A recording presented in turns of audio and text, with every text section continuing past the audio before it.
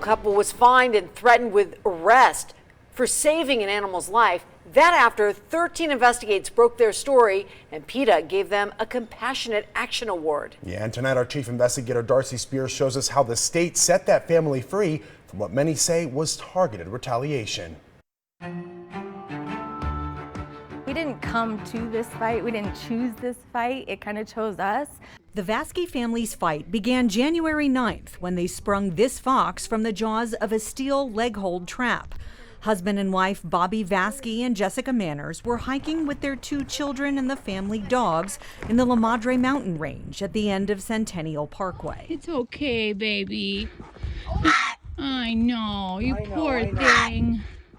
I'm so sorry someone did that to you. One of their dogs set off a second trap but was unharmed. The fox was caught in a baited trap, which had been placed just outside its den. I need you to hold this down. Put weight on this. And then push down hard. Okay. He's out. Well, it is a gross misdemeanor in the state of Nevada to disturb somebody else's trap. Doug Nielsen of the Nevada Department of Wildlife said the agency investigated the case and did not issue criminal citations. That changed after our story aired. I was very surprised because I thought it was, done and closed. That, and also that we didn't feel we had done anything wrong. In March, nearly 2 months after the incident, game wardens showed up at the family's home on a Saturday morning. Boom, boom, boom. Your kids are still sleeping and there's banging on the door like they're gonna knock your door down. And all of a sudden, there's 2 game wardens at the door basically threatening to arrest you. Instead, they issued these citations, initially totaling more than $700.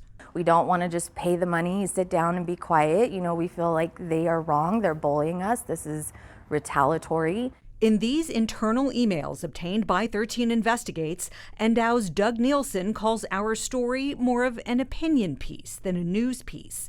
He notes a call from a man complaining that Vasky wasn't cited, and the game warden responds saying they're reopening the investigation based on information revealed in our story.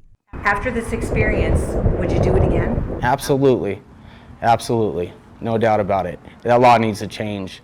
Animal advocates like to point out an irony in the law, especially in protected areas within Red Rock. Hikers and visitors can't take a rock for a memory or a flower or disturb something like this Joshua tree, but it is legal to take a life, natural wildlife that lives in the area, kill it, and sell its pelt for profit. Trapper Giovanni Smith, identified on this tag in Endow's photo of his trap, wouldn't talk to us. He did submit this statement to Endow about confronting Bobby and Jessica and accusing them of taking his traps.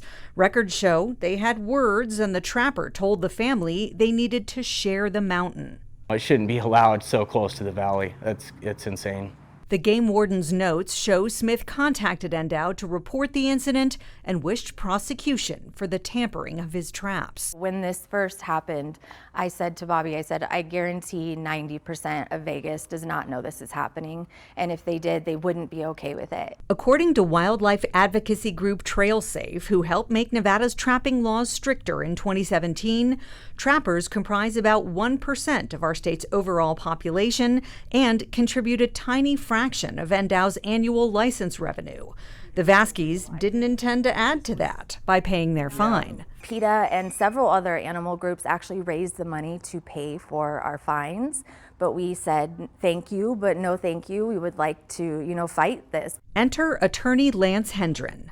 It just, from me, didn't sit well. Hendren represented Jessica and Bobby pro bono. He believed was that there was a immediate risk that there was going to be danger to either other animals or him and his family members as well. That's what Hendren planned to argue as a defense in court. Nevada law allows someone to disturb or remove a trap if it creates an immediate risk of physical injury or death to either any person or also any animal accompanying that person as well. But he never got to make that argument. On the mid-May day the case was set to go to court, the district attorney's office announced the state was not proceeding. Case dismissed and closed. I was glad that it was that reaction from the prosecutors, because then it just proved exactly what I felt the whole time. It was just one big ruse.